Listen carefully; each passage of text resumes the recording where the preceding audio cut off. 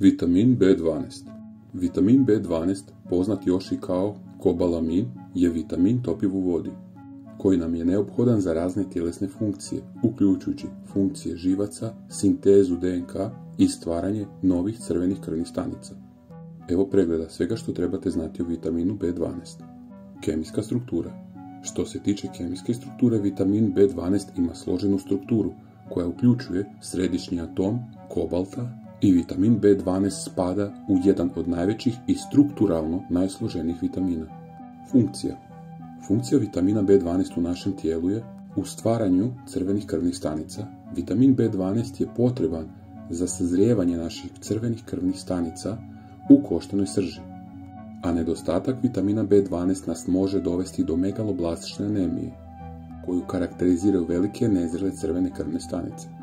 Vitamin B12 također ima vrlo važnu funkciju unutar funkcije našeg živčanog sustava. Neophodan je za održavanje zdravlja živčanog sustava. B12 pomaže u formiranju milijenske ovojnice koja izolira živčana vlakna i omogućava učinkovit prijenos živčanog signala. Također je važno navesti da vitamin B12 je uključen u sintezu DNK, koja je ključna za diobu i rast stanica. Izvori vitamina B12. Vitamin B12 se prirodno nalazi u životinjskim proizvodima kao što su meso, riba, perad, jaja i mliječni proizvodi. Općenito ga nema u hrani biljnog podrijetla. Dodaci vitamina B12 uključuju cijanokobalamin i metilkobalamin. Oni su dostupni i često se preporučuju osobama s dokazanim nedostatkom ili posebnim prehrambenim potrebama. Idemo sada pogledati šta se dešava u našem tijelu uslijed nedostatka vitamina B12. Nedostatak vitamina B12 može dovesti do anemije, umora, slabosti, zatvora, gubitka apetita, gubitka težine, oštećenja živaca ili trnaca, pa čak i utrnutosti ekstremiteta poput ruku i nogu. A teški ili dugotrajni nedostatak može uzrokovati nepovratno oštećenje naših živaca. Nedostatak vitamina B12 često se može pojaviti kod strogih vegetarijanaca, vegana, koji ne konzumiraju životinjske proizvode, kao i kod osoba sa medicinskim stanjima koja utječu na apsorpciju vitamina B12 u našem tijelu, poput perniciozne anemije ili određenih gastrointestinalnih poremećaja.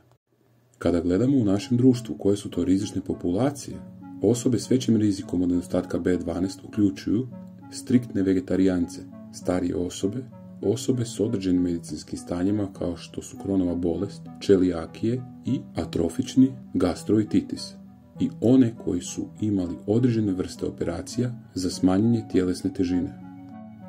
Što se tiče dopune i suplementa vitamina B12, suplementi vitamina B12 često se preporučuju osobama s dokazanim nedostatkom, strogim vegetarijancima i oni s posebnim prehrambenim potrebama.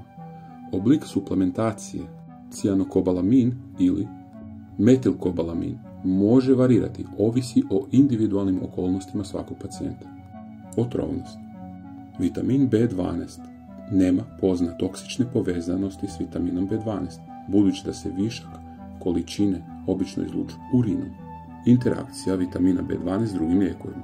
Što se tiče interakcije vitamina B12, vitamin B12 može stupiti u interakciju s određenim lijekovima, pa je neophodno razgovarati o dodacima B12 vitamina sa svojim liječnikom ili ljekarnikom, osobito ako uzimate bilo koje druge lijekove.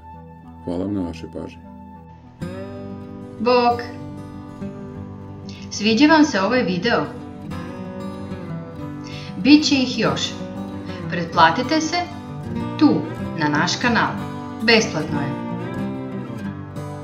I naravno lajkajte. Hvala vam!